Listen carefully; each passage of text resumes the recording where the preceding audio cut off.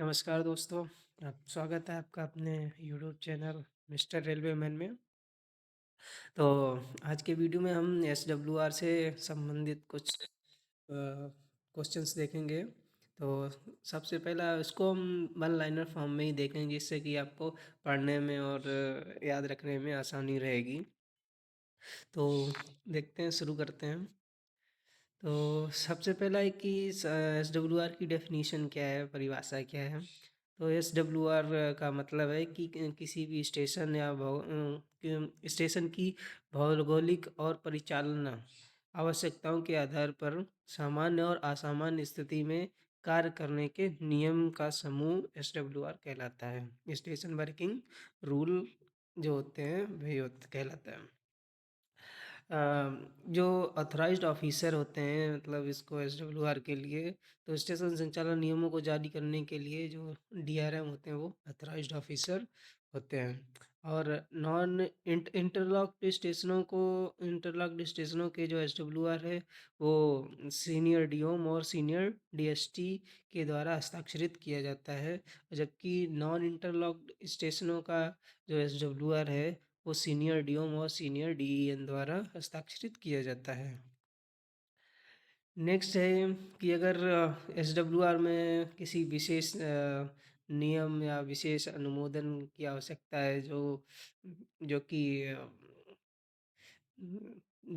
जीएनएसआर के नियम के उसमें छूट चाहिए हो, तो उसके लिए सीआरएस की अनुमति अनिवार्य होती है। तो यानी कि विशेष श्रेणी स्टेशन के संचालन नियमों का अनुमोदन रेल संरक्षा आयुक्त यानी कि सीआरएस द्वारा किया जाता है।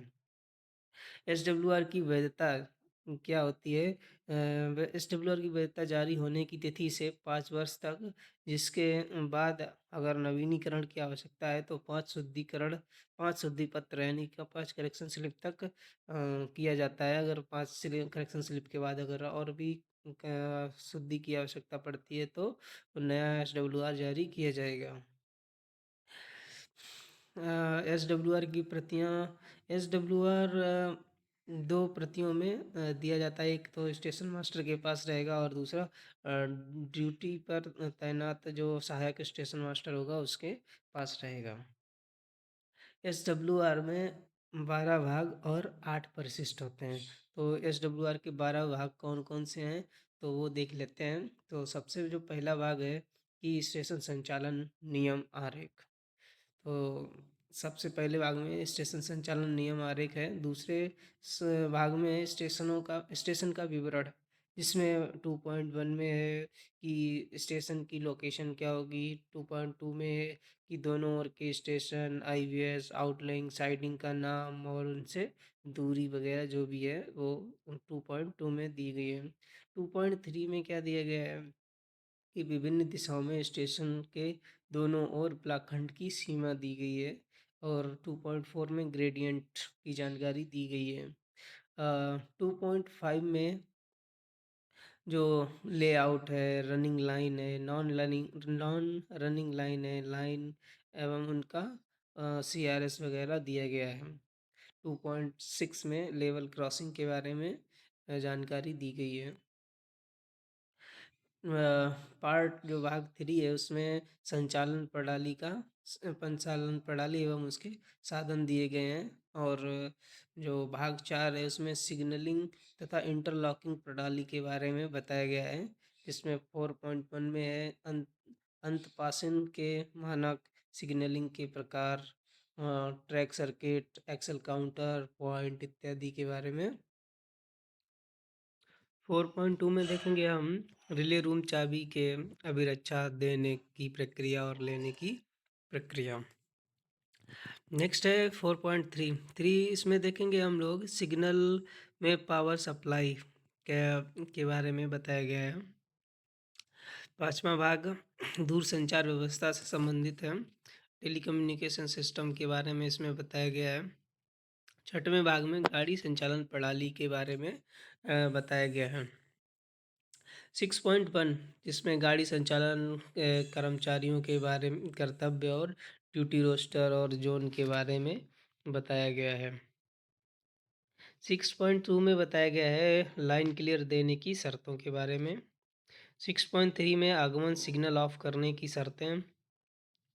6.4 में साइमल्टेनियस रिसेप्शन और डिस्पैच के बारे में।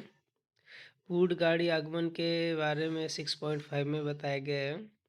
6.6 में गाड़ियों को भेजने के बारे में बताया गया है और 6.7 में रन थ्रू जाने वाली गाड़ियों के बारे में बताया गया है। 6.8 में विफलता के दौरान गाड़ियों का संचालन कैसे किया जाएगा, इसके बारे में प्रक्रिया बताई गई है।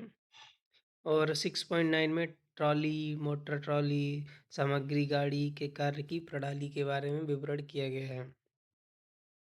भाग 7 में बताया गया है कि लाइनों को ब्लॉक करना, उसके संबंधित जो भी नियम होंगे वो उसमें दर्शाए गए हैं। भाग 8 में शंटिंग प्रक्रिया के बारे में बताया गया है, जिसमें 8.1 में सामान्य सावधानियां बताई गई हैं। 8.2 में आती हुई गाड़ी के सामने शंटिंग कैसे करेंगे उसके बारे में बताया गया है और 8.3 में शंटिंग प्रतिबंध जो भी होंगे उसके बारे में बताया गया है। 8.4 में इकहरी लाइन पर शंटिंग के बारे में बताया गया है। 8.5 में दोहरी लाइन पर शंटिंग के बारे में बताया गया, जिसमें ब्लॉक बैक, ब्लॉक फॉरवर्ड एवं आईवीएस तक या आईवीएस के आगे तक शंटिंग कैसे करेंगे उसके बारे में बताया गया है। और 8.6 में जो साइडिंग में शंटिंग है उसके बारे में बताया गया है। भाग 9 में असामान्य परिस्थितियों में शंटिंग गाड़ी का संचालन कैसे करना है उसका विवरण दिया गया है। तो 9.1 में एसीएफ के दौरान क्या हमें सावधानियां बरतनी चाहिए, क्या करना चाहिए उसके बारे में जो भी कार्य विधि है वो बताई गई है। 9.2 में टीएसएल के बारे में जानकारी दी गई है, उसके दौरान हमें कैसे गाड़ियों का संचालन करना है। 9.3 में सहायता इंजन और गाड़ी भेजने के बारे में बताया गया है।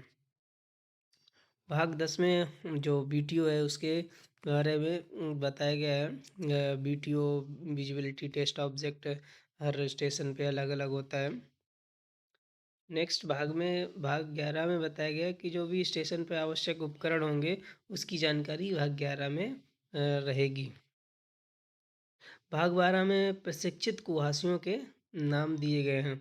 इसमें थोड़ा गलत टाइप हो गया है। इस भाग 12 में प्रशिक्षित कुहासियों के नाम नाम के बारे में विवरण किया गया है।